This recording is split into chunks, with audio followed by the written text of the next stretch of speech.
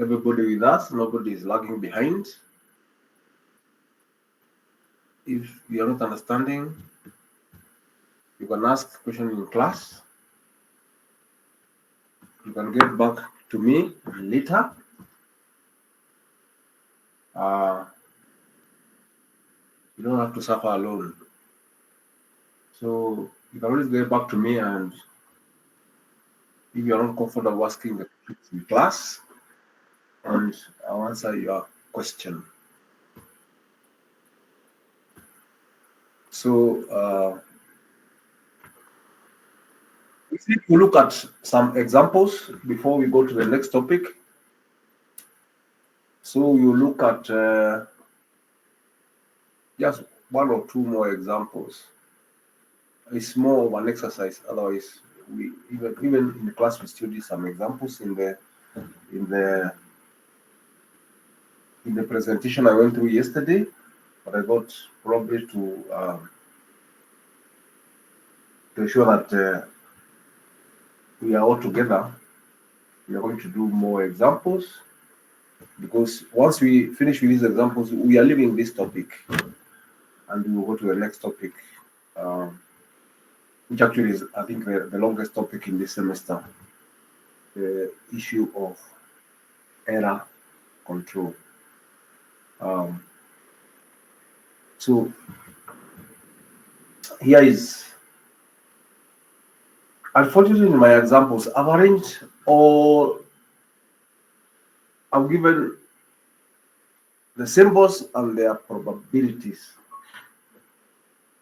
Sometimes you may not be given symbols and their probabilities, so it's good also to know that, and maybe I should emphasize that with this example.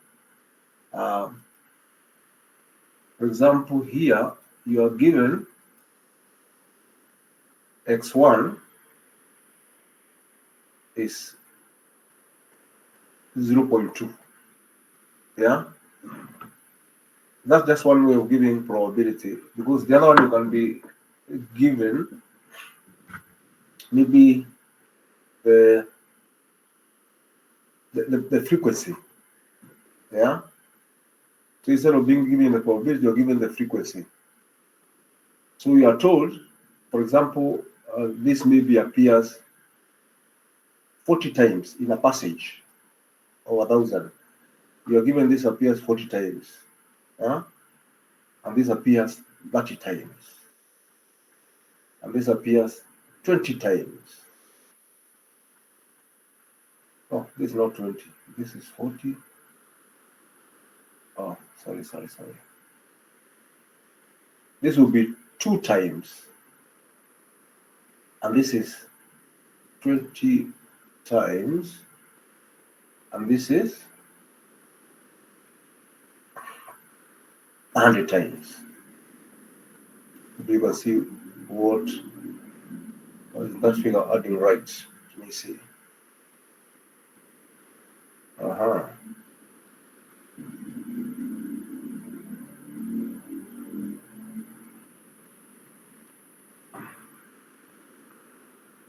Is my mathing doing well? Okay.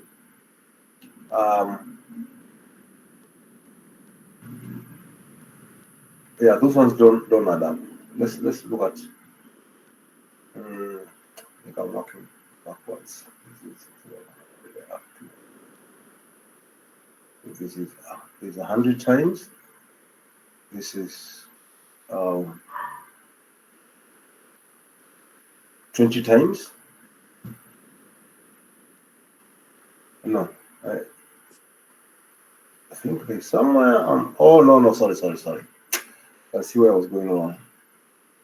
This is okay, and this is 10 times. I think this is where I was. I was trying to. They are not adding up. Here you are given frequencies. Yeah, that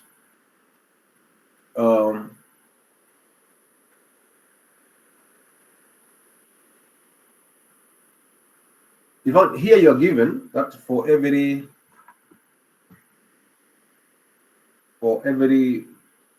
200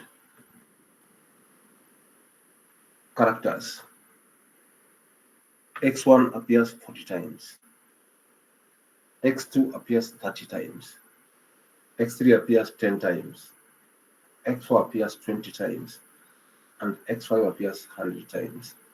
So you'd be expected to convert this into probabilities. Yeah, I think you're getting it. So you're saying maybe for every 200 watts, this is the number of times each of these appear. So in that case, you're going to work backwards. You may actually also be given in frequencies. Yeah, that is for every minute this appear. Yeah, for every second this appear. So you'd have to convert that into the probabilities, then arrange them in the descending order, like what we have done here. Here you are using Shannon funnel. We have been asked to use Shannon funnel. So by now we know that Shannon funnel is a top-down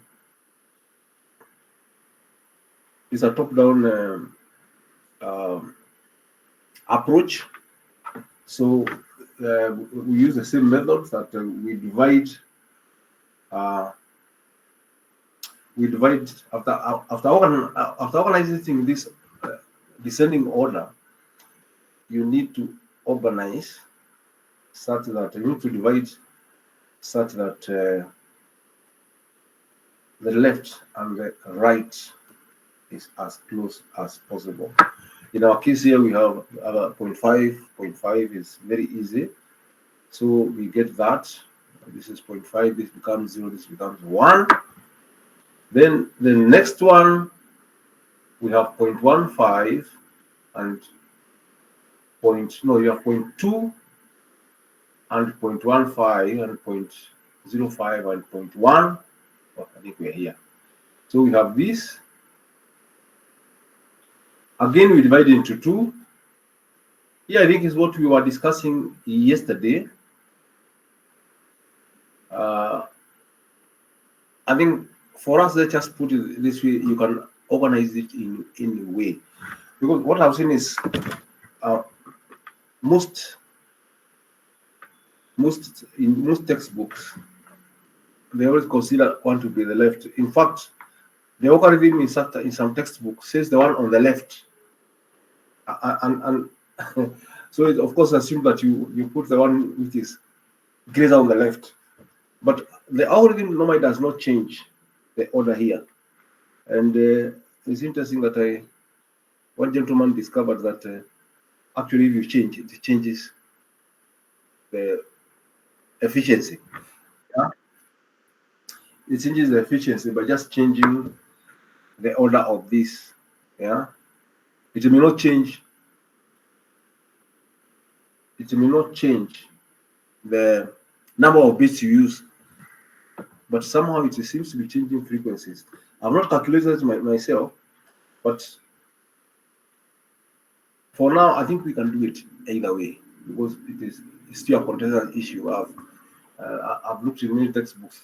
Actually, I always do it the one on the left to be 0 and the one on the right to be 1 in the Shannon funnel. Yeah, because sometimes it's not very clear whether it's the one on the left or the one which is less. Yeah. So once we organize you can do it in any way. Like in this case, I did it where x2 is actually less. So actually, I will change those two.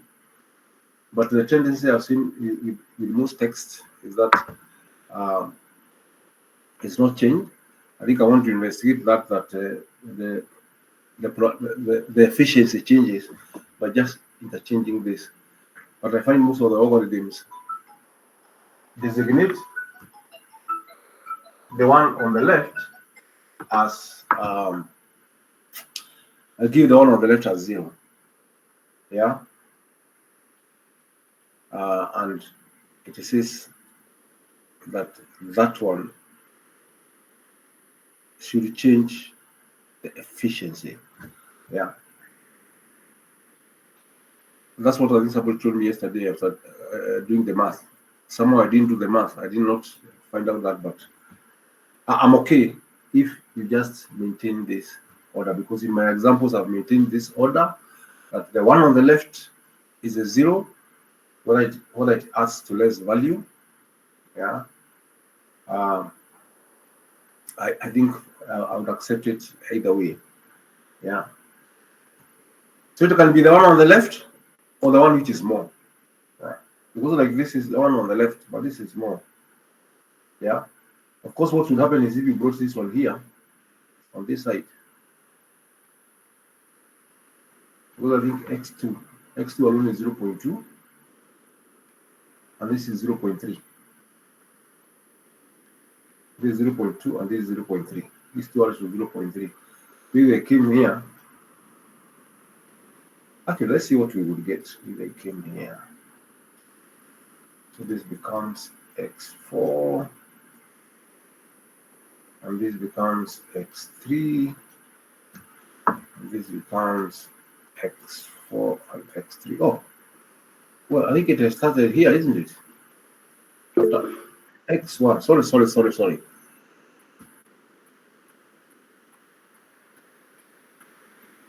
Oh, thanks, George. Oh, it just changes the code. Yeah.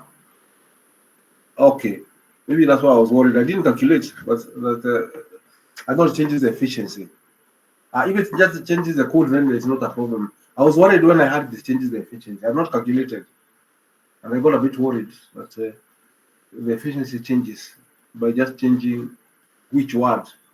Because so long as the code remains, so long as the code is uniquely decodable, then we are good, and doesn't change the efficiency. Those are the two key things. The compression. If it changes which bit has which code, that doesn't matter, because that's not our objective. Yeah, and probably that's why in most cases you find that you take the one on the left to be the 0, other than the one which is greater. It becomes cumbersome to keep on interchanging. I checked even with the algorithm that uses the horizontal tree, unlike this vertical tree, and I found they're still using the same order. Actually, I found even another one now in another textbook where they even do it differently. It doesn't seem to change anything. They name 0, 1, or 0. I think 0, 1 is just a convention. Even when you do 1, or 0, it doesn't change anything still. Yeah. But for us, let's stick to this, since it works for us, and it doesn't affect efficiency, doesn't make it not to be uniquely decodable, or rather for it to be a prefix code. Yeah. So for this particular code, it's organized that way, and eventually this is what we get. And again, we can see we don't have an issue of being a prefix code. I mean, yeah.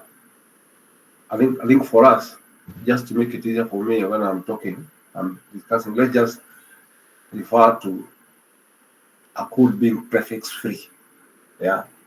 Or rather than it being a prefix code. Being a prefix, you can see it's a prefix free code. And I think that's what is important. The code efficiency, I think, is calculated. If you ask for efficiency, let's be careful, because sometimes if people find you are being asked for efficiency in an exam, you go and do your work on a rough paper and then give the answer. No, you don't do that. You have to show your work, how you have actually gotten that efficiency. So efficiency always is, first of all, find the entropy, calculate the entropy. That's the formula for entropy, and that's the figure you get for entropy. Then, of course, you need to work out the average length, and that one, our average length is coming to 1.95. And again, remember, if ever you find the average length is longer than is shorter than the entropy, then something is wrong. Because as we said, the limit of compression is the entropy, which means if you are compressing to L, it must be greater or equal to the entropy, because the entropy is the limit of compression. That is the shortest you can make it. Yeah. So for this case, the shortest we can make it is 1.95, which we can see is greater than the entropy, 1.9232. Well, if you use one, always remember, I think this was a mistake. The moment you do that, then you have to also go to the next, to the 4 figure. Yeah. It's good practice if you have, but it's okay. Or if not, then you can just go to the large figure here and then. So that is the probability. I mean, that is the efficiency. Excuse me, sir. Yeah. I have a question. There's something that is not coming out clearly. I would like you to repeat. Yeah. In the Shannon-Fano tree, how do you judge the assignment of zeros and ones? You can repeat on that, please. I can repeat. The assignment of zeros and ones, it will always be 0, 1. Now, here I have used the one on the left. You see, I have not attempted, once I divide by 2, I have not attempted to change this order. Because now from here, you see, like the way we do with the Huffman, we always organize such that because you are starting from the bottom, you always organize such that the one on the left is the one with higher probability, and the one on the right is lower probability. Now here, what we have done, we have just maintained the one on the left, because if you divide here, this figure I think is more than this figure, but still have maintained this to be the 0. And we are saying, let's do it that way. Let's use that convention, because I've seen, as I said, most textbooks actually use the one on the left, other than the one which is less in the Shannon-Fano. And that's not to change anything. So I'm saying, let's stick with that. It is easier even for drawing your tree. Yeah. Other than now, when you come here now, ideally what you are supposed to do is bring this one in the left. Even I think it becomes a bit complicated when you're doing the tree, especially when you're doing this vertical tree. So let's stick. If you divide into 2, the one on the left has 0 and the one on the right has 0. If you divide into 2, the one on the left, the one on the right is 1. If you divide into 2, the one on the left is 0 and the one on the right is 1. The debate is coming because this is more. So if you say the one which is greater is 0, then this should be 0. Yeah. But we are saying it doesn't change much. So for us, let's stick with the one on the left is 0 and the one on the right is 1. Is that okay?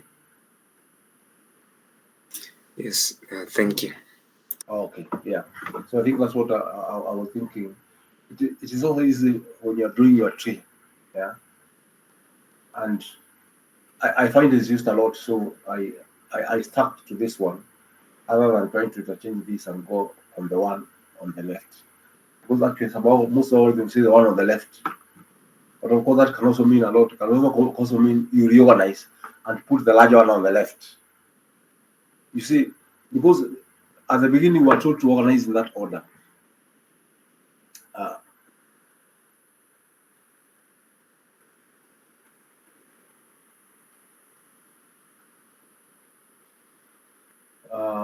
The next one, yeah, I think that's what we are doing. Example 3. I think why we do this one is because in this particular one, everything is a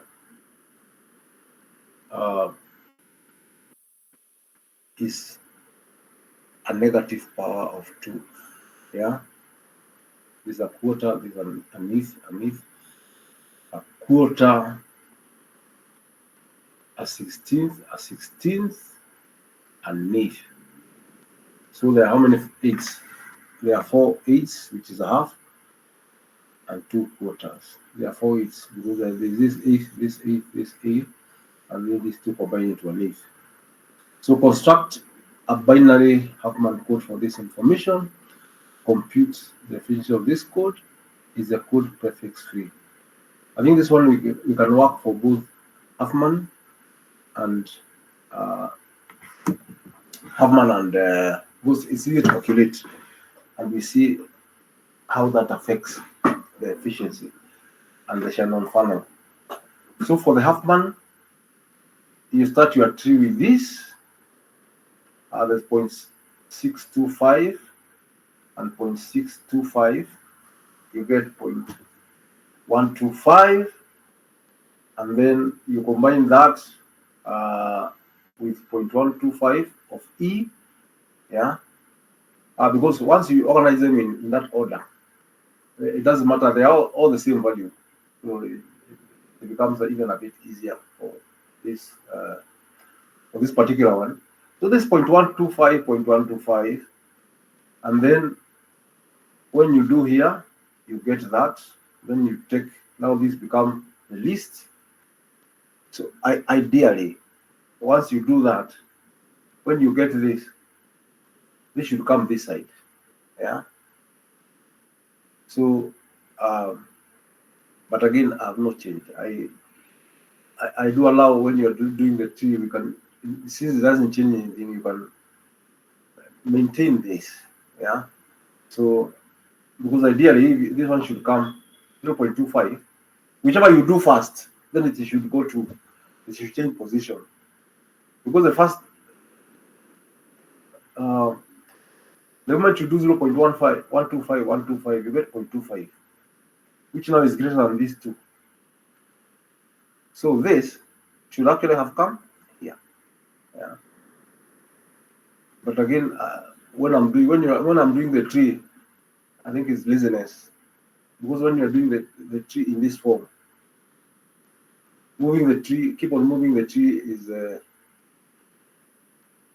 is tricky. So I still stuck. I left it on the right,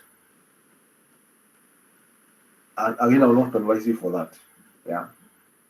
Or at least I think I will not advise you for that. But ideally, you're supposed to take it on the left, because you're supposed to reorganize again. So that once you reorganize, it will be 0.25, 0.25. Now you have added these two, they have become 0.25, and this is, now you combine, and these are 0.125.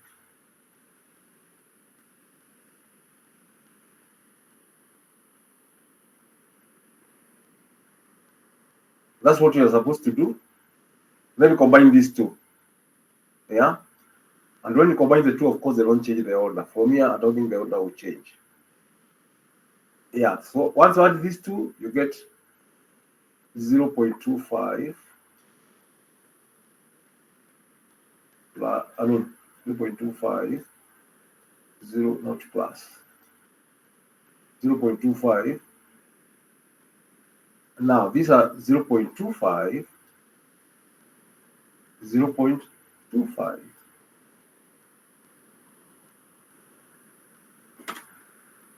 So if you add these two, of course, they will come here. Now it will become 0.5, 0.25, 0.25.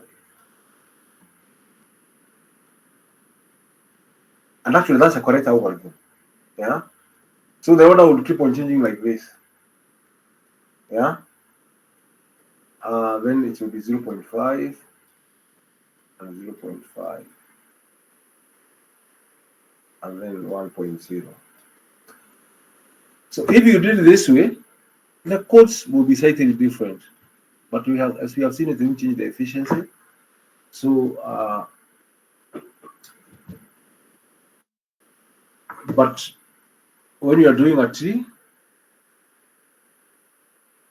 I will not have a problem if I ask you to draw a tree, if you draw this tree, because I've drawn it myself. But this is not the actual tree. Yeah. I'm just lazy, I didn't want to keep on transferring, but ideally I was supposed to draw that tree. Then another page, you draw this tree. Another page, you continue now drawing the tree with this arrangement, draw the tree with this arrangement, and get this. It will slightly be different. But again, as I said, now that I've done it this way, you can do it this way when you draw this tree. The horizontal tree is much easier. If you can do the horizontal tree, I'm okay with it. Yeah, I've seen people doing it because it doesn't change. Yeah, but what I mean, the horizontal tree is where you arrange these in the same order. Maybe I can attempt to do it here. I didn't do it.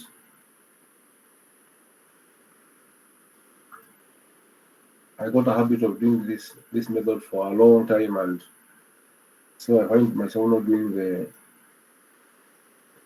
other tree 0.25, 0.25, 0.125, 0.125,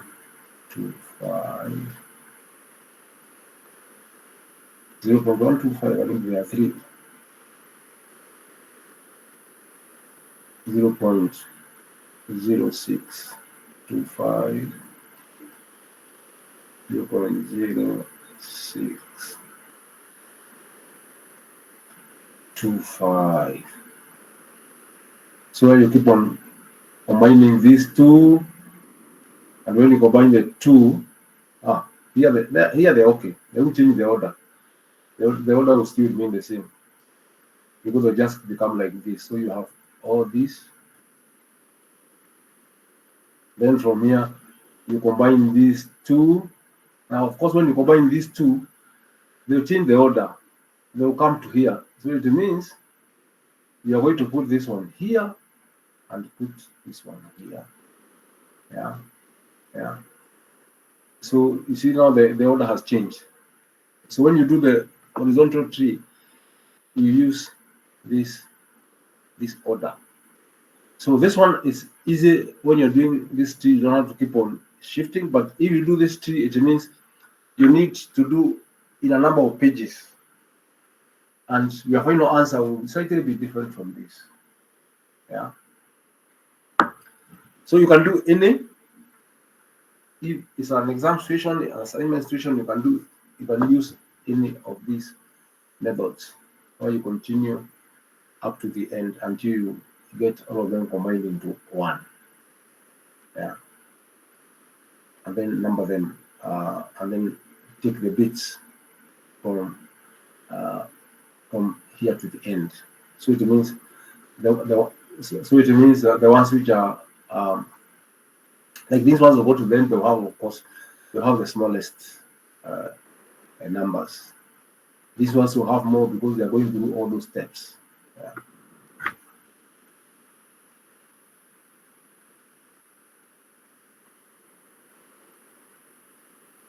Now you can see this one give us 100% efficiency. And as I said, whenever you have negative powers of 2 for the efficiencies, you're always going to get 100% for both Shannon-Fano and for both Shannon-Fano. Even if you have for Shannon-Fano, you get the same one, and for also for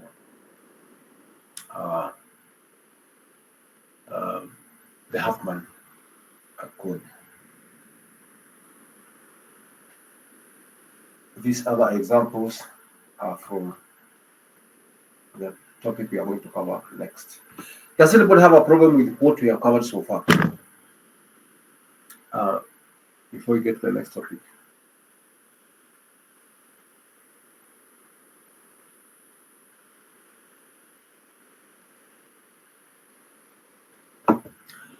Okay. So let's look. Yes. Yes, George. On that question we have just done, Yeah. the third part was asking whether the code is prefix free. What does that mean? Yes, George. I didn't answer that one. Yes. Is the code prefix free? Yes. And you explained why it is the prefix free. Is it? Oh, yeah. What is asking is whether the code you get, this code you get, any is a prefix of the other one, and we can see none is a prefix of the other one. I think what is trying to ask here is trying to ask whether. Oh, I think I've already saved. Yeah, what is asking here is whether this code is prefix free.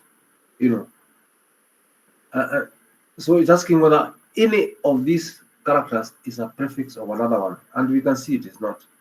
We don't expect it to be anyway, but I think when we ask that, we want you to explain why. Just say that no prefix, no symbol, no code for a symbol is a prefix of another one, so it is uniquely decodable. So you can see this is 0001 10011111011101111. It's actually a prefix-free code. But again, I say let's be careful because again, sometimes the prefix-free code is referred to as a prefix code, using prefix to mean prefix-free. So it can be tricky, but it has to be. What it means is none. The important thing is to know that none of the symbols, the code for a symbol, is a prefix of the code for another symbol. Is that okay, George?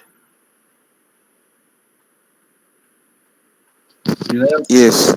Okay, very good. Somebody else raised a hand.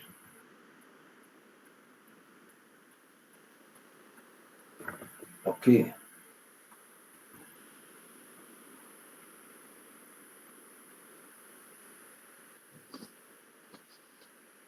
Yeah.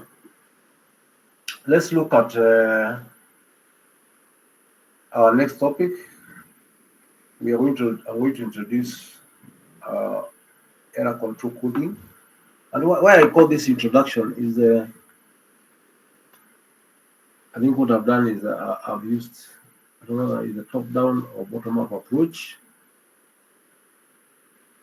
By that I mean, later we are going to look at how you can create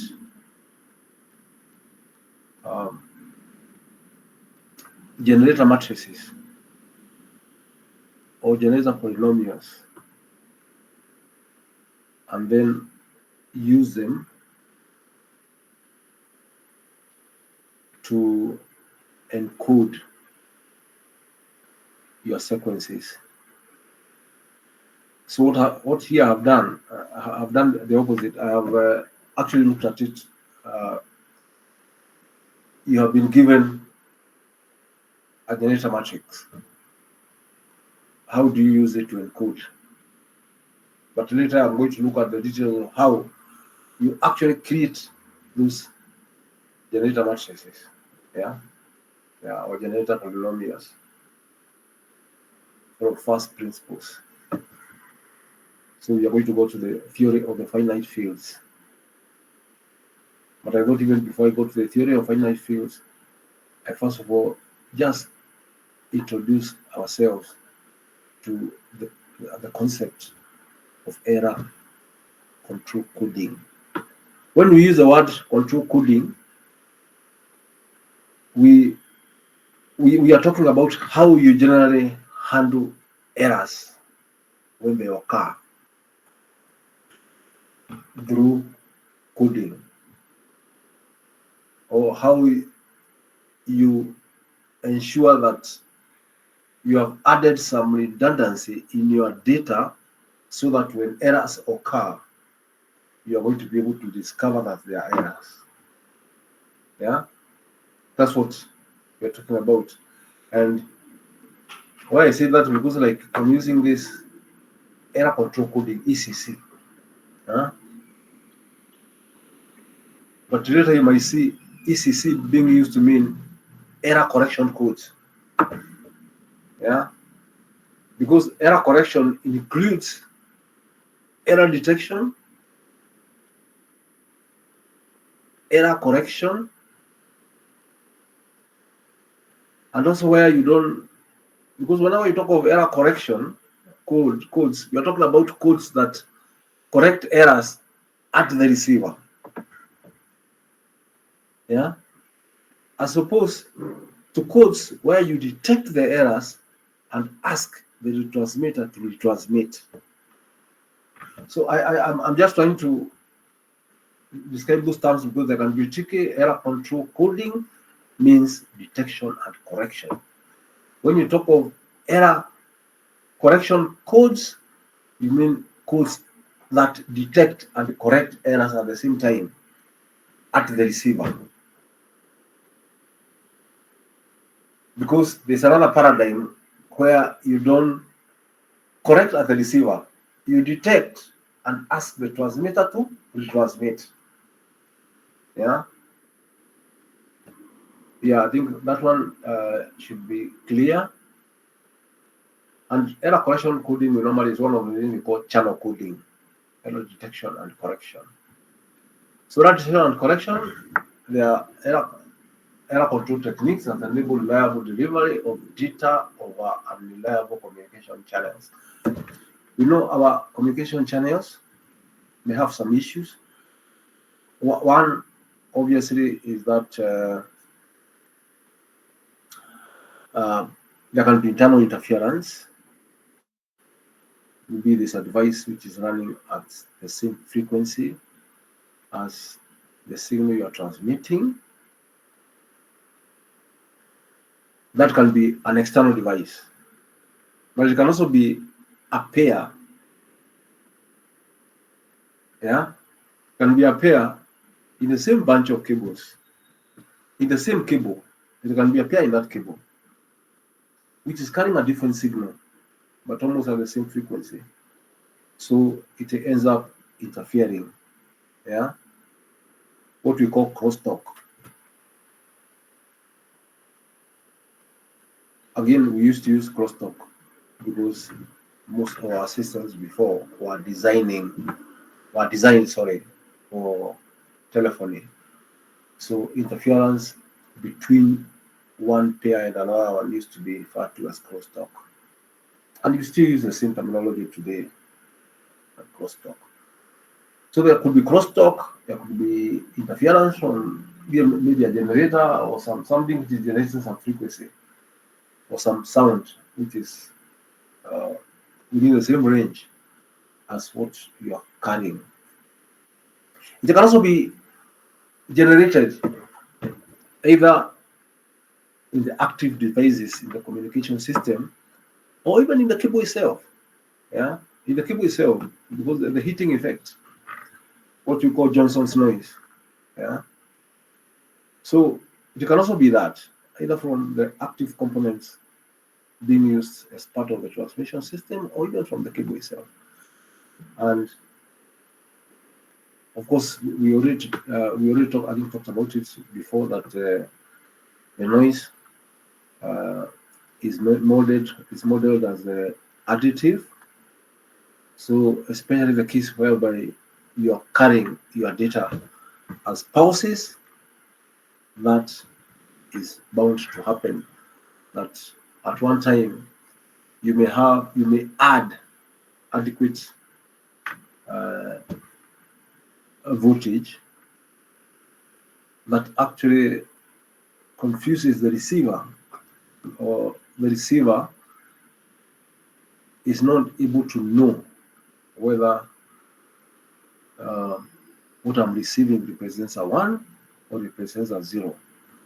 Or in some cases, actually decide that what was sent was a 1 when indeed it was a 0. Or rather, the signal received was required to represent a 0 and not as a 1 as detected.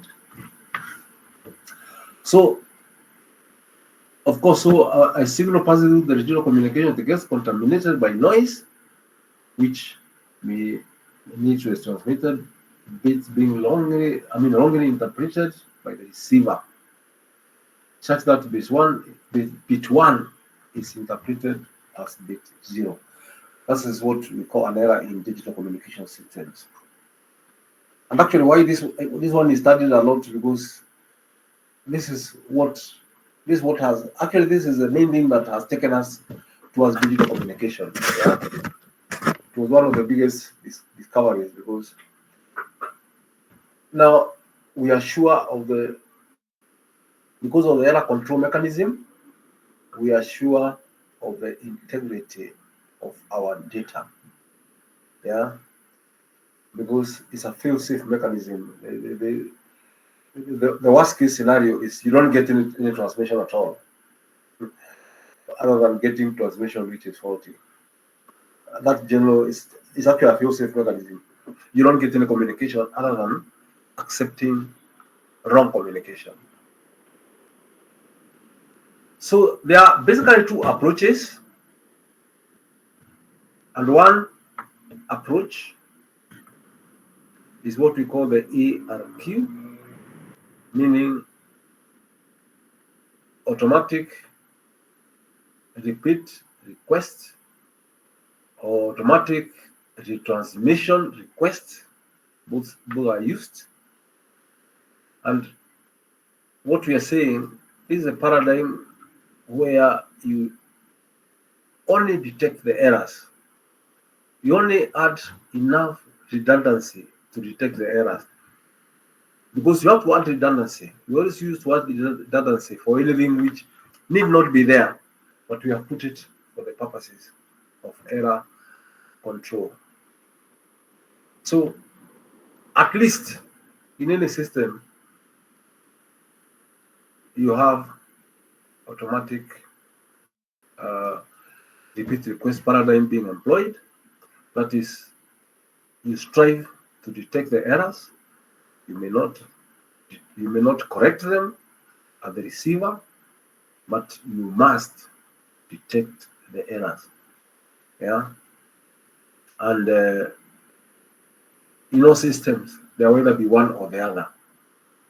So in systems where you don't expect a lot of errors, and we are going to see which ones are those, then you don't need to employ forward error correction,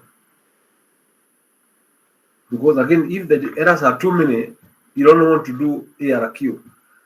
Then, because your system will be doing nothing, just retransmissions, and retransmissions mean you are loading your network both ways, because you are sending although normally you don't send negative acknowledgement, most systems work with only either acknowledgement or lack of acknowledgement. Yeah, we normally don't send negative acknowledgement for obvious reason. You see, if you're having errors, it means there's something wrong with the channel.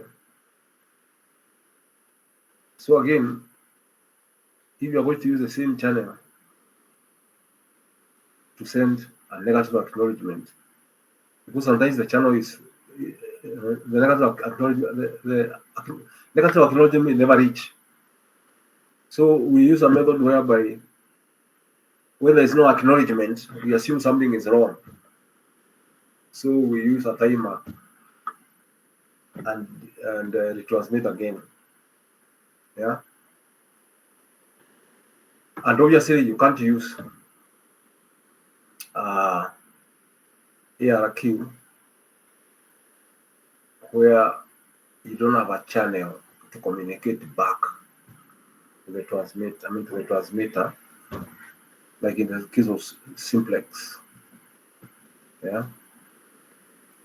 Then you can't use ARQ. Like in the case of broadcasting, you can't use ARQ because broadcasting is one way. Yeah. So this ARQ method where you ask the transmitter to transmit is also referred to as backward error correction. Yeah, if you look at it as a correction method, this is a backward error correction. You still now correct the errors, but by going back to the sender, what you sent was given an error, transmit again. And what happens in this scenario is the transmitter will keep on transmitting the same packets until the correct packet is received by the receiver. And again, I want to insist, when you hear the packet, please remember that in a communication systems, we always handle bits in packets because the meaning is in group of bits, not in ones. So although you're going to discover that that an error of a bit has occurred,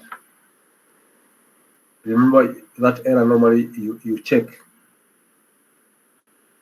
by first of all getting all the bits, then try to find out whether something has changed. Yeah, you're going to work on a block. You discover that there's an error by looking at a block. Once, if you get a 0, you don't know whether it was a 1 or not. You can't tell. You're going to tell by looking at the packet. Yeah, it's the packet that will tell you actually something changed. That's what is very interesting. Where you are doing a queue, it doesn't tell you what changed. It just tells you something in this block changed is different. But for the forward error correction, it means you have added redundancy such that not only can you know something has changed, you actually know what changed. Because when you know what changed, then you can always make it 1. Yeah. So this is the ARQ. This approach is what I've just explained. That the receiver, once the receiver receives the bits, arranges them in a buffer, and the receiver, there must be a buffer, the receiver where those bits are put, and then do some mathematical operation on that buffer to establish whether things have changed or not. Yeah. And then forward the whole packet. And then wait for others. And we are going to see. That's how we are also going to look at the ARQ methods. Especially ARQ now. In the ARQ, how do you handle ARQ? The details of the ARQ. We are going to look at those. Interesting, we're not going to look at them in error control. We are going to look at them under computer communications. Because the computer communication part, we are going to do data communication. So I shifted that details of ARQ to go to the computer communication. Yeah. So the request to send continues until the block is received correctly. And you see we are saying block. Yeah. Because although you are sending bit by bit, and I want you to remember all the time, because this is a concept I found very confusing to students. I don't know I say to students because even when I learned the university when I did the university and we did this the same topic, I understood it differently. I understood that information is sent in packets, and I used to try to envision how do you carry that packet? How do you carry a packet of data? Yeah. But the reality is you don't carry a packet of data, you carry zeros and ones all the time. You transmit a signal that represents a 0 or 1 or a combination of zeros and ones. Yeah. As we saw in the last semester. So ARQ is used in two-way communication. In two-way communication, it means in duplex communication. Yeah. So you send, and then if there's a problem, you ask the transmitter to transmit. Advantages of this, of course, it is simple. It does not require. It's simple, so it also means less overheads. You know, whenever you hear of simplicity, it means there is less overhead. There is less redundant data. Because overheads are normally considered redundant. You are carrying them, you don't need them, but they have to be there. They are unnecessary evil. Yeah. So it's simple and does not require complex equipment, as we are going to see. Disadvantages for a channel with a high error rate. Descents may be too frequent, which leads to sending information, less information, that making the system inefficient. Yeah, actually you can have a channel that is so busy, but actually is not transmitting anything. It's just transmitting, it's just handling retransmissions. Yeah, because retransmissions actually occur when you don't get your acknowledgement. Yeah, not when you get negative acknowledgement. Negative acknowledgement is considered to be not getting that acknowledgement. So it normally uses a timer. Yeah. If you don't get the signal back,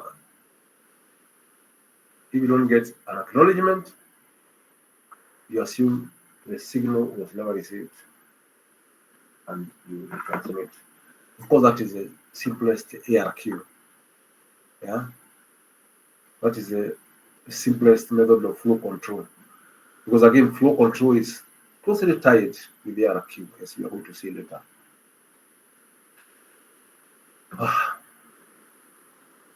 Forward error correction. Data is encoded with sufficient redundancy to not only be able to detect the errors, but be able to correct. And FEC actually is a very common technique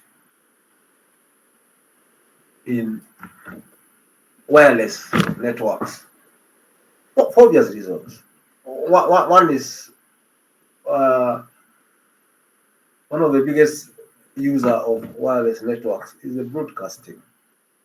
So just for that by itself, it means most of the wireless systems will be, since they are broadcasting, they will be using forward error correction. There is no backward channel. But also because wireless communication is susceptible to a lot of interference from other transmitters transmitting at nearly the same frequency. So sometimes you can have transmitters transmitting at nearly the same frequency, they will still interfere with that. It can be also deliberate, it can be some interference of any type. Maybe somebody is trying to transmit at the same frequency, although not allocated by the CA. It can also be sometimes using the same frequency but a different technology, but it will still affect the signal. Yeah, it will still affect your signals. Yeah. So for systems with a high probability of error, like wireless systems, FEC is the most commonly used technique.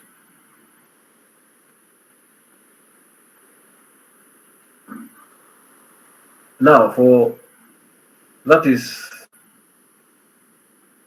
error. That's for error correction, and I think here I've not used error.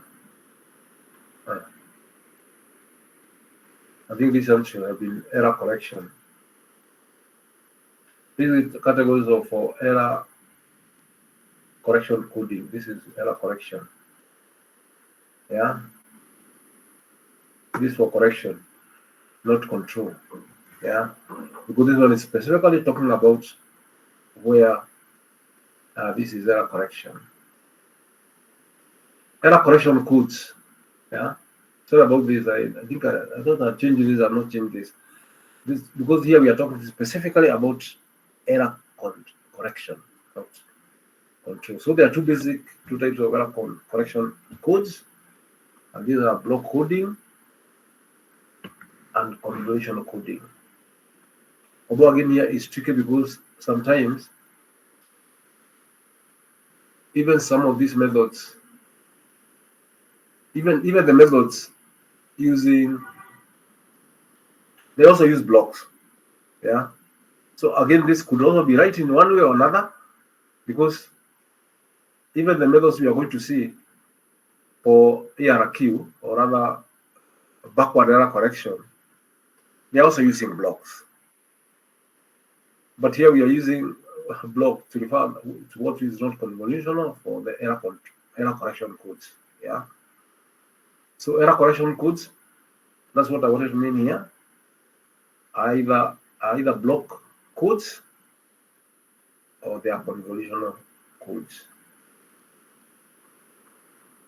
But why I won't do that one is because block coding sometimes can also be used to include ARQs, yeah, because they also use blocks, yeah, as opposed to convolutional coding, yeah.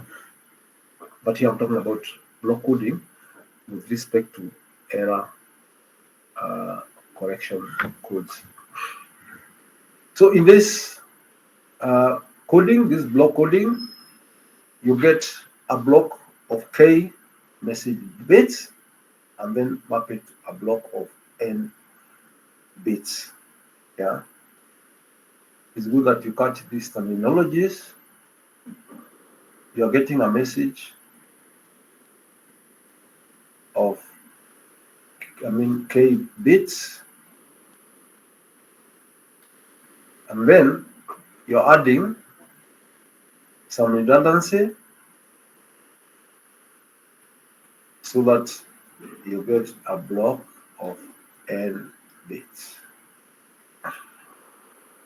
So obviously you're going to add N minus K,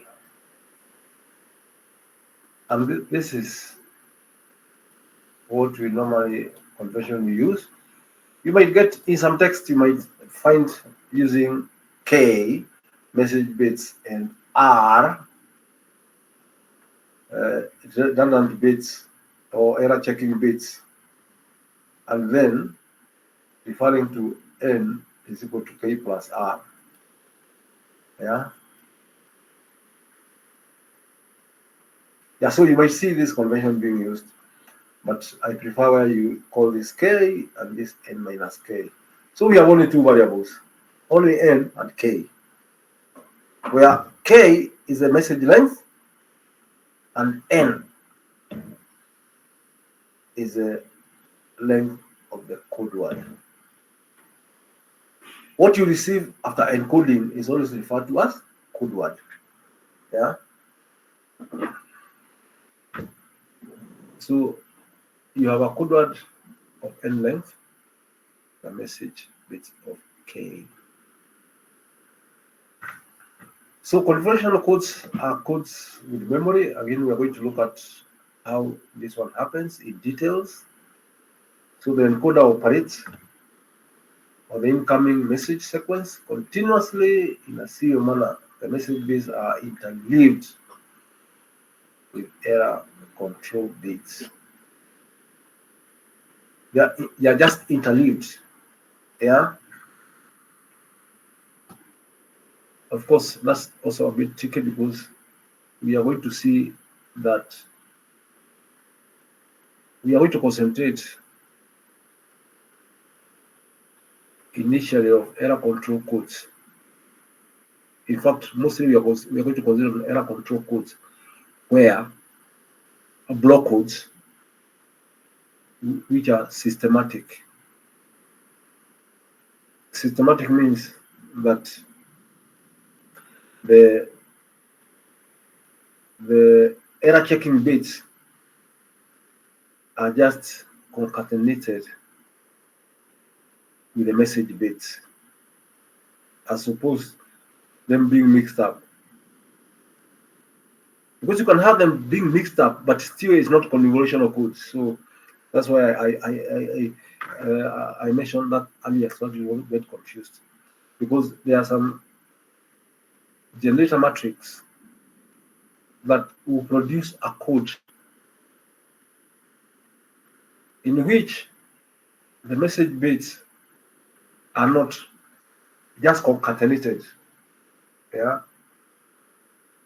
At the end, I mean, no, the error checking bits not concatenated with the message bits. Yeah. But that will not make them convolutional codes. You better get that. Yeah. So convolutional codes are produced in a certain manner. Block codes are produced in another manner where you use a generator matrix. But a generator matrix may not always produce what we call message bits, a systematic code where the message bits are not intermixed with the that's what I was saying, because this interleaving may appear a bit tricky. I don't know if I can call it intertwined or mixed, but the two paradigms are completely different. Anyway, it will be clear when we reach there. Yeah. Error detection schemes. So error checks if the data received has an error or not. Techniques for error detection include parity check. Yeah, these are error detection schemes only. Only where you detect errors and ask the transmitter to retransmit. Of course, these are many. We look at these two. There's a parity check, there's a CRC. Now, within these parity checks, there are very many parity checks. But you look at only the simple parity check. That's what we call it, the simple parity check. Yeah. But there will be some longitudinal redundancy check. We will look at those. Yeah. There are variations of this. Just one second.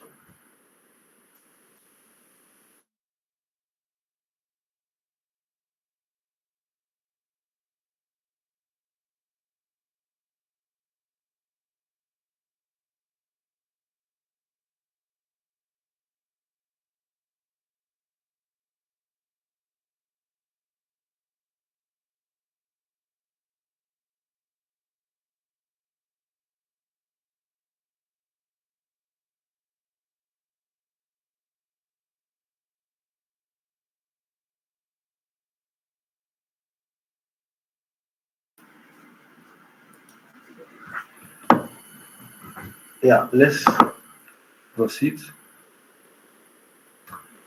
So as I said, there are many parity checks, but we just look at the simple parity checks.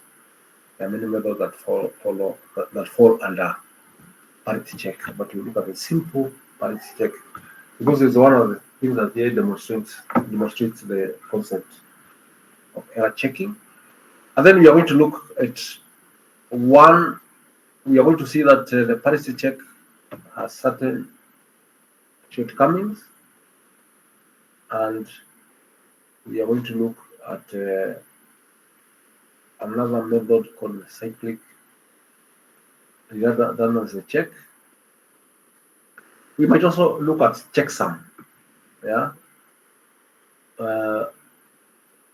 An example of checksum later, but today we will look at the parity check and the cyclic redundancy check, which seems to overcome CRC overcomes the problems of the parity check, or rather the shortcomings of the simple parity check. So let's look at how this simple parity works, because it will give us the general concept of error checking. How it works, we just go to the example here. So in this case, you have that, you are given that this is what you want to transmit. Maybe it's an ASCII, maybe you're transmitting characters, and this is an ASCII representation. Yeah. And I think maybe that's some of the reasons why we're using 7 bits so much, because with 7 bits, if you add an if bit for error checking, then you're going to get 8 bits. And 8 bits are easy to handle because it is easy to express them as hexadecimal. Yeah. Because hexadecimal always takes a nibble. Yeah. So it's very convenient to work with 7 bits. But in error checking, of course, 7 has its own importance, because you're going to find that that is the smallest, that is the length of the smallest Hamming code, 7-bit code word. But here, of course, we are talking of 7-bit message. Yeah, so 7 is a magic number in error correction and detection. Yeah. So we have consider this. We are working with these 7 bits. Working with 7 bits means, for the purposes of error correction, not for the packets. Again, I want us to be very, very careful when you're dealing with error correction, because you are doing correction on a block by block basis, but that may not be the entire. May not be the entire packet. Be careful about that, because a packet has so many other things, including error correction. But error correction is just telling us how we are handling the bits.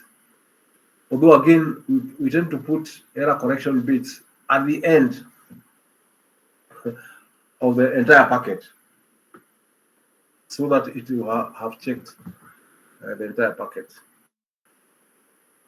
But error correction can just be, it can also work where you are sending a continuous stream. But for that continuous stream, you are checking 8 by 8 bits, and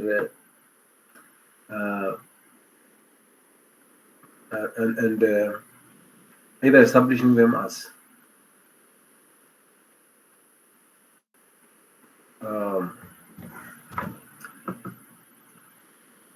a correct bits, or there's something wrong. Yeah. So suppose we are using even parity, because again, with parity, the systems have to decide whether you are using even parity or odd parity. Yeah, and this one is very, very important. Why I like talking about this, because there are times I used to work with these systems which employ simple parity, and there will be such a small problem. They could give you a very big problem. They're small, simple parity. But for example, I'll give you a scenario. Is when we started working, there was the era of the mainframes. People didn't have. I think it's when we started working is when the PC came into the market in Kenya. They're already there, but they were so expensive. So, like in Kenya, nobody was using a PC. And when they came for the CEOs, and so everybody was working on a terminal and communicating with the server. Yeah. And we were also picking data from outlying stations, those terminals, and the mainframe was at the headquarters, was in Nairobi.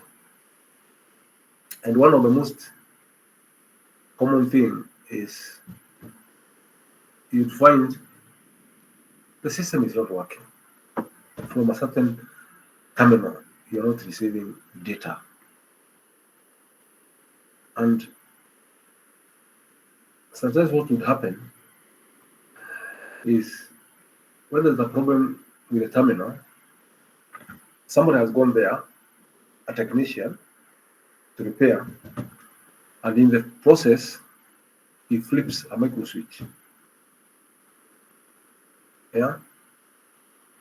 He flips a certain micro switch. Because most of the settings those days were actually on micro switches. Even now, you might see some circuits with micro switches. Small switches you just flip and that are for something. Nowadays, it will be something you do setting on software. Somebody has flipped a micro switch, which determines the parity in use. So he changes the parity at the terminal to even parity. And now you can't communicate with the mainframe, because the mainframe is set to odd parity.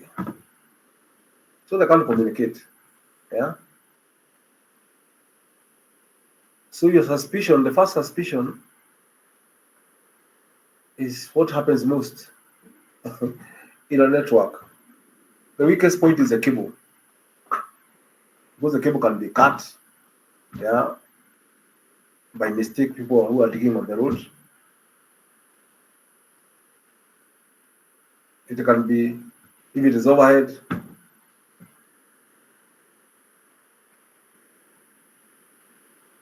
sometimes the overhead, especially where they pass certain areas, people would cut those copper cables and use them as ornaments, to make ornaments. So that was one of the problem of overhead cables, when they pass through those areas whereby people make ornaments from those wires. So they will be cut. And others will just dig them out to go and remove the plastic by burning it. And what you end up, so you end up going through, you look through the cable and you find out what has happened. The cable is intact, but you still can't communicate. Yeah. You go to the intermediate stations, because obviously you're going from Mombasa to Nairobi. It's not a continuous communication. There are some intermediate stations for boosting the signal, and you find nothing. Only to go to the terminal and find a switch had been flipped. And I'm telling you, because that happened to me. It was a true story. I was very much just going to Mombasa and only to find that actually somebody had flipped the switch, and that was the problem. That's the first time I encountered this parity bit error control method disadvantages. But anyway, so you decide you're using even parity or odd parity. And the mechanism is very easy. All it says is that the receiver expects a block in which the number of ones are either odd or even. That's what it means. Yeah. So the moment the receiver gets a block, which is otherwise, which is not what they're expecting, then it definitely means something has changed. It's such a simple and yet very powerful concept that the data you are receiving is either even or odd. Yeah. So the work of the transmitter, yeah, which we might call the simple parity encoder, because you are doing the encoding, it just work to add a 1 or a 0 to ensure that the number you transmit coincides with the parity on which the receiver and the transmitter have agreed. So we assume in this case we are working with even parity. If you are working with even parity, all you have to do is to find out whether your ones are even for the current in your message. If they are even, it means you want them to stay even. So it means you can't add a 1, you add a 0. So you add a 0, that's what you transmit even. If this was a 0, if for example this was a 0, then it means they would be odd, then you'd have added a 1. And the beauty about this system is such that it's very easy to handle something which you have just added. Because all you have to do is, as a receiver, just remove what you added, and you get your original message. Yeah, that's the simplicity of the simple parity. You add something to create a situation, and then just remove it at the receiver. And basically, that's how the parity works. That's how simple it is. But of course, as simple as it is, it has got its own shortcomings. And one obvious weakness of it is if an even number of bits change. If your system is so bad that for that block of 7 bits, 2 change, well, that would be a real bad system. Yeah. Normally, most systems talk about 1 bit changing in a million. So if you have 1 bit changing in 7 bits, that's a very bad system. Yeah. Because the bit error rate we normally expect for most systems is 1 in a million bits.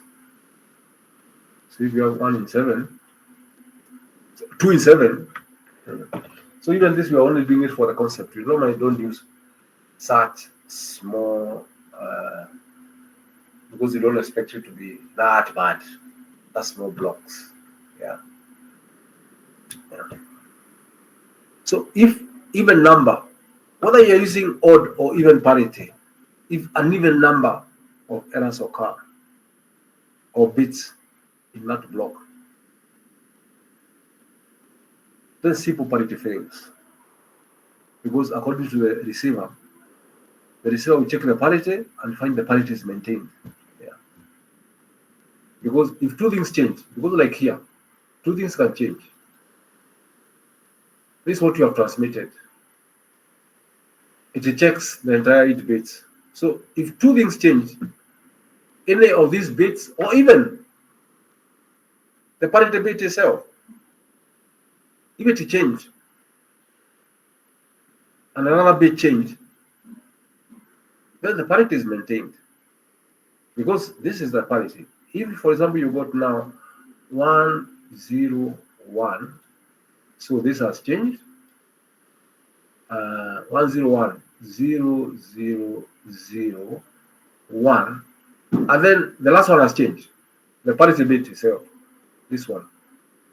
So you can see now the receiver will be fooled to think this message is okay. After all this message, the number of ones are even. But they are not the same messages bits that were even on the other side. And even can also mean something else.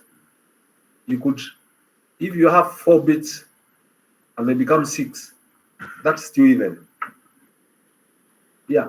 So this thing can only check single bit errors or odd number bit errors. Yeah. But luckily, the most common errors are single bit errors. That's the one with the highest probability.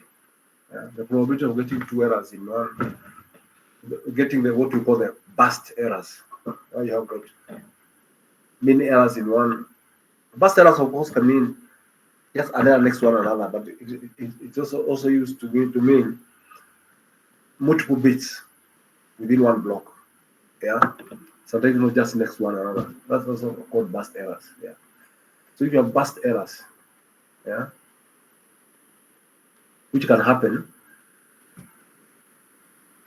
if you have a sustained condition which is creating the error, you get a burst errors.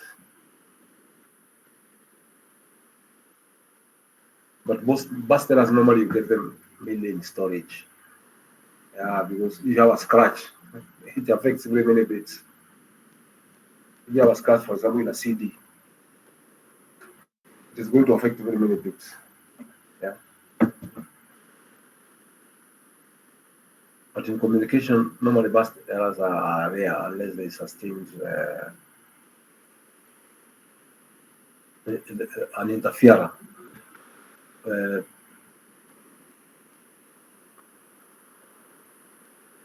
It's a continuous interferer, which is getting that, then you get burst errors.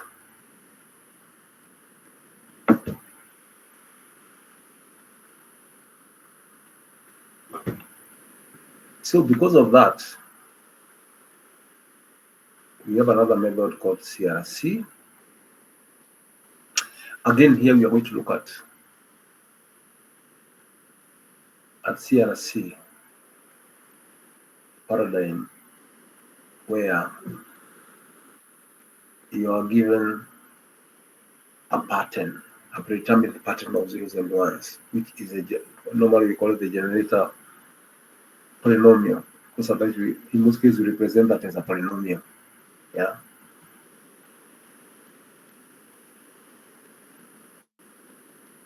And maybe before I get into that, although we are going to see it later, it's good to know that we use polynomials a lot to represent zeros and ones because it's easy to work with polynomials. So what we do is we normally use powers of x to give the position of the 0 or 1. So for example, if you see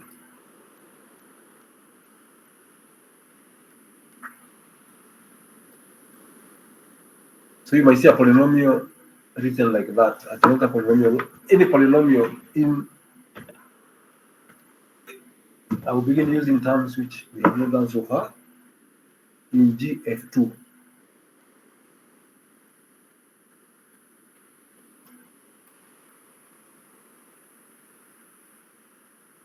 So GF2, this is a Galois field 2. It means the field which has only 0 and 1. Because 2 is considered to be 0. Yeah? So GF2 has only 0 and 1. GF3 has 0, 1 and 0, 0, 1 and 2. But for them to be a field, it means they satisfy certain criteria, which we are going to see later when we begin looking at different structures, yeah, algebraic structures. So when you're dealing with GF2, you only have 0 and 1. So a GF2, a polynomial, GF2 polynomial, or rather a polynomial whose what do you call this one? I keep on sometimes mistaking them. Zeros and 1. Yeah. So are called, can be used to represent a sequence of zeros and ones. Yeah. So like this one would mean this is, you see, this one, it means this is x to the 0. 1 means this is the last position, x to the 0. Yeah. So this is how it will be, x to the power of 1 plus x to the power of 2 plus x to the power of 3 plus x to the power of 4. So x to the power of 4 is the highest. So this actually just means that this is 0.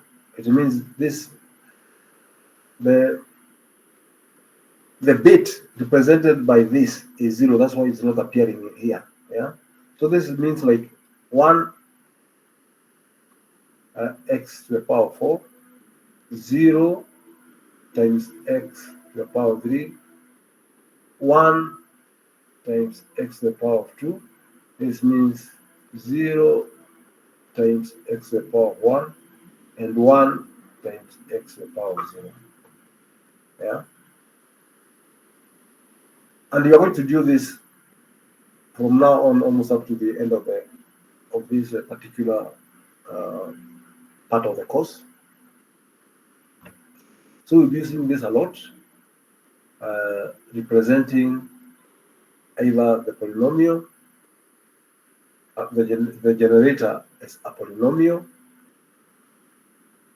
and therefore even the message is a polynomial, so that you do polynomial math. Yeah. Especially in GF2. We are going to do GF2. GF2, it just means this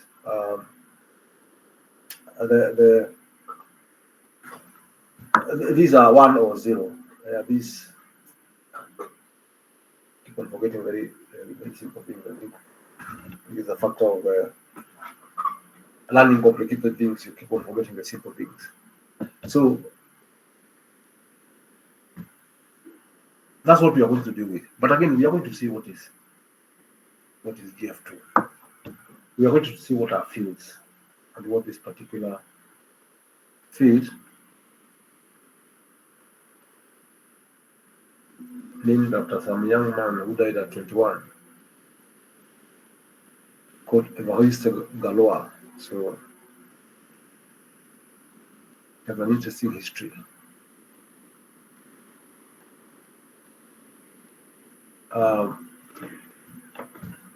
So how does the algorithm work?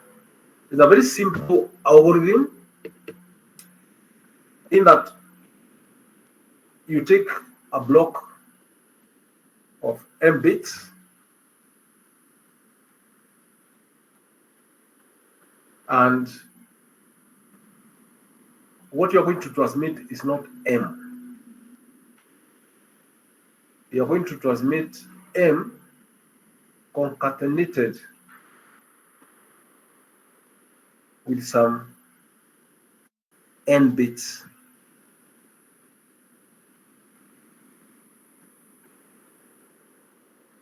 And what this CRC does, it gives you the algorithm for generating those N bits. Yeah. So for every block, it will give you a different N bits.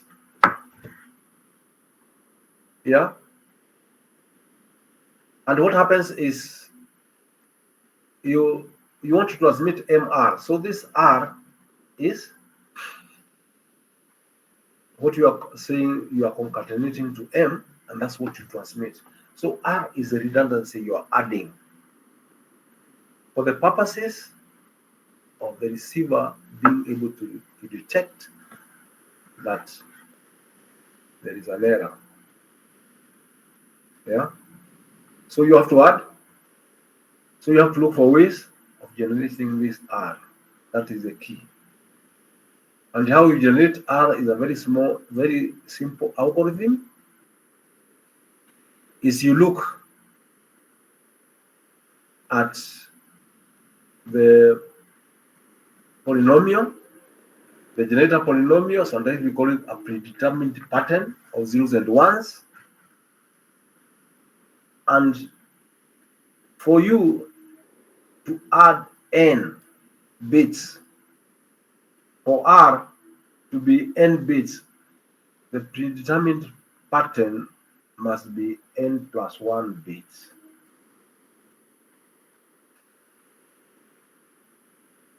And of course, it makes sense because what we are saying is like if you deal with the polynomial, it means it's like you are multiplying with the highest, the polynomial with the highest order, with the highest power. Yeah. Let's look at, for example, like this. Suppose this was your generator polynomial. If you represent this as bits, you can see what is becoming. It's 1, 0, 1, 0, 1. But we are saying if you have predetermined bits of 4 bits,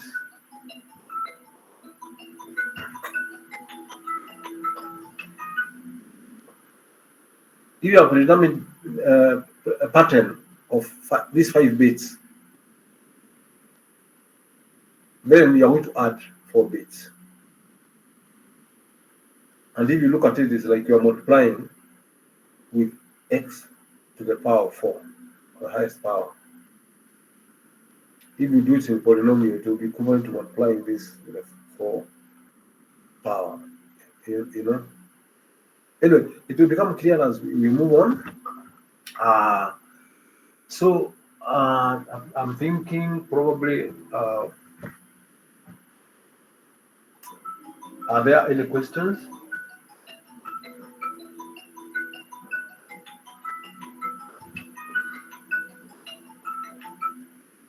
Are there any questions on what you have done so far? What is the difference between a block and a?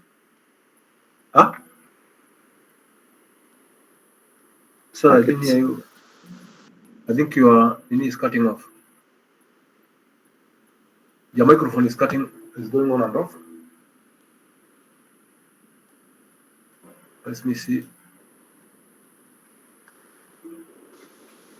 Okay.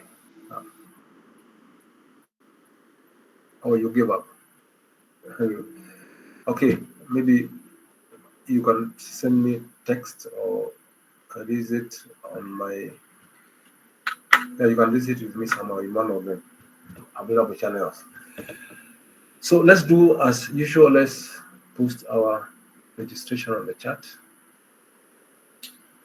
We stop there and we continue next week. And I hope there are no questions. You have the notes, look at them. Yes, Samuel.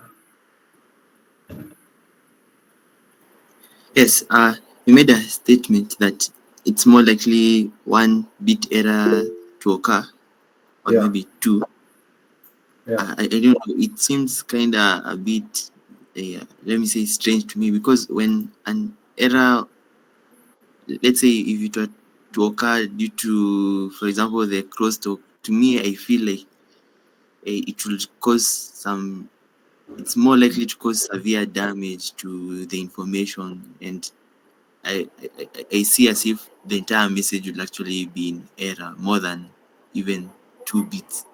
I don't know why it's generally considered that error is usually in 1 bit.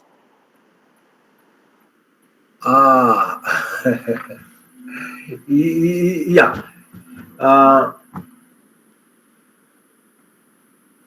I see what you mean.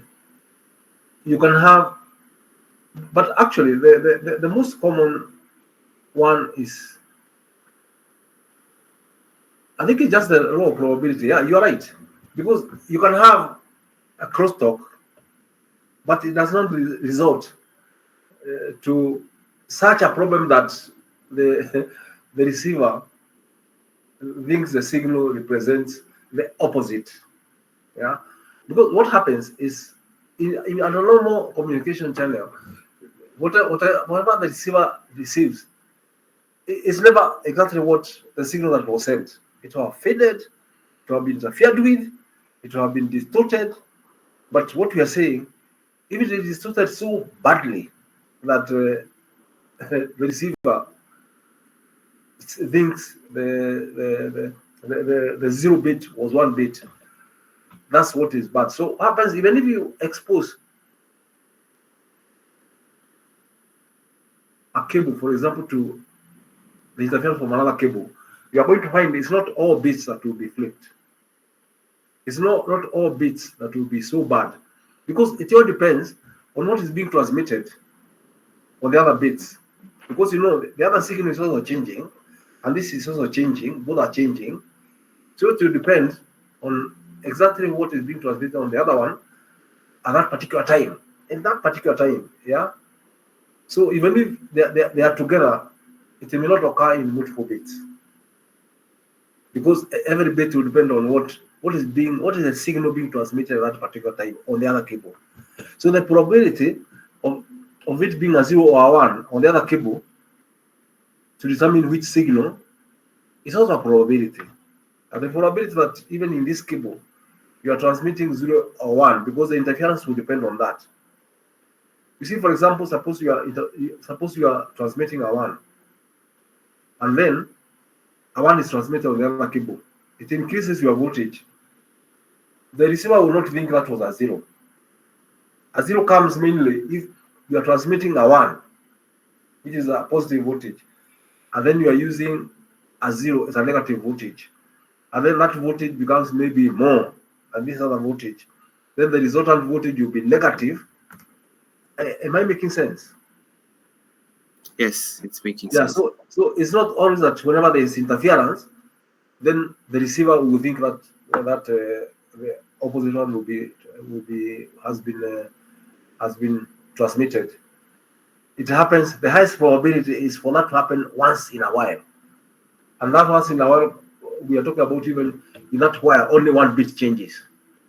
Yeah, 2 can still change, but we are saying the probability is that only 1 has changed. That's the highest probability. Yeah, but you are right. When there's a problem and it happens, it can actually happen in multiple bits. Yeah, it can, but the most common is 1 bit in error. Yeah, and that's why we like talking one. Although sometimes we also talk about the packet error rate. Yeah, other than a bit rate. Yeah, bit error rate. Sometimes we talk about in some systems which are so bad, where we expect so much interference, we might be more comfortable referring to the packet error rate, because even if one bit is in error, the whole packet is discarded. So it doesn't matter whether it's 1 bit or 2 bits in error. The whole packet will just be discarded and be transmitted again. Yeah. Any other question? So if there's another question, we'll stop there and we meet next.